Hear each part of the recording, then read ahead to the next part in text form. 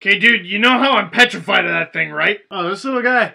I wouldn't worry about this little guy. Okay, but I will say something that's cool about it. Make it good. I don't think any video blog anywhere has a gong and a sword in back-to-back videos. Boom! You ready? Big news. What? Whoosh. Seriously? No pigs yet. What? What was he doing? Wow. Bring him on. Beautiful.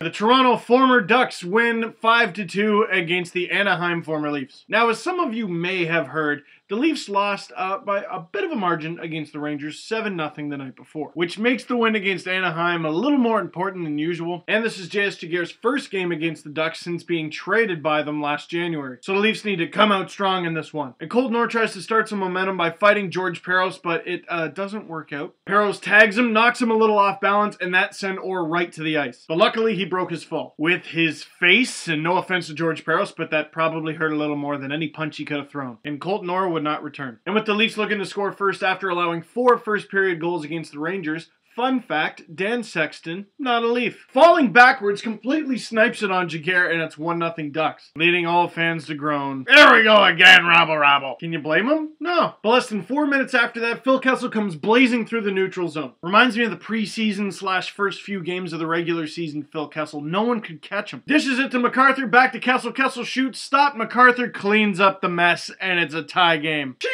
The Leafs looked like the better team for most of the first period, outshooting Anaheim 15-9. But early in the second, it's Brandon McMillan and Joffrey Lupul coming in on an odd man rush. Huge save by Giguère, but it just trickles on in. Dion tries to save it, but it's too late. McMillan gets his 5th. 2-1 Ducks. And then something woke up in Toronto, and the king took lead of his kingdom. Clark MacArthur working the puck beautifully behind the net. Perfect pass out to Carl Gunnarsson near the point. Gunnarsson shoots, and goal. Gunnarsson becomes the first Leaf defenseman to reach 3 goals, and it's a tie game once again. Gunnar, you tied it for me. You tied it for yourself. Reversing roles a little bit. Phil Kessel with the nice outlet pass to Tyler Bozak. Bozak comes in, blasts it, and it just seems to fool Hiller.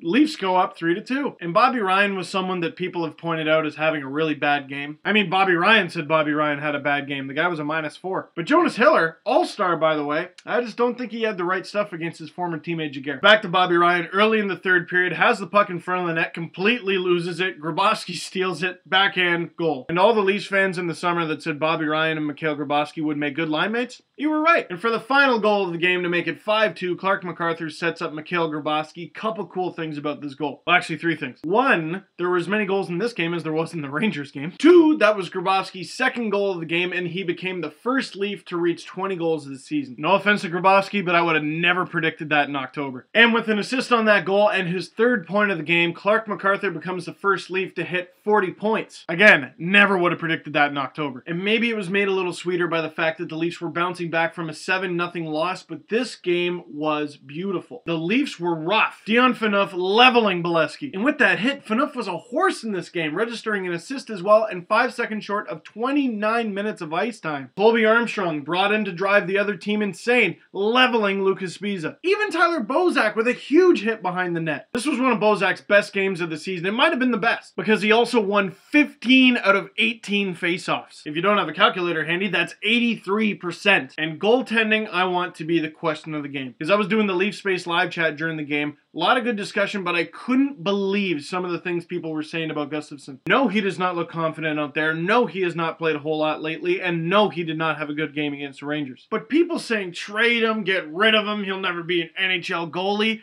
Where were you like a month ago? Why is Giguère the starter? Everyone knows it should be the monster. Since Giguère's been hurt, I think Gustafsson has been the proven #1. The team in front of him's just gotta help him a little more, you know? You see James Reimer for like 6 games, you're like, oh, Gustafsson, screw that guy. Tell me your favorite James Reimer memory from a Marlies game. Don't worry, I'll wait. Remember everyone freaked out about Reimer during that exhibition game against the Flyers? And then completely forgot about him until he was called up? And you might be taking this as an anti-Reimer rant. Not at all. Love how James Reimer plays, and I do think he has the potential to be an NHL starter. At a Marlies game, it is very rare that you'll ever hear someone say, oh, Reimer should have had that. All I'm saying is get rid of Gustafsson. Really? What do you think about the Leafs goaltending situation now and going forward? So that's it for me. There's lots of goalie discussion going on leafspace.com, so add me on leafspace.com. Add me as a friend on Facebook. Follow me on Twitter at Steve_Dangle. Check out stevedangle.com because it rules.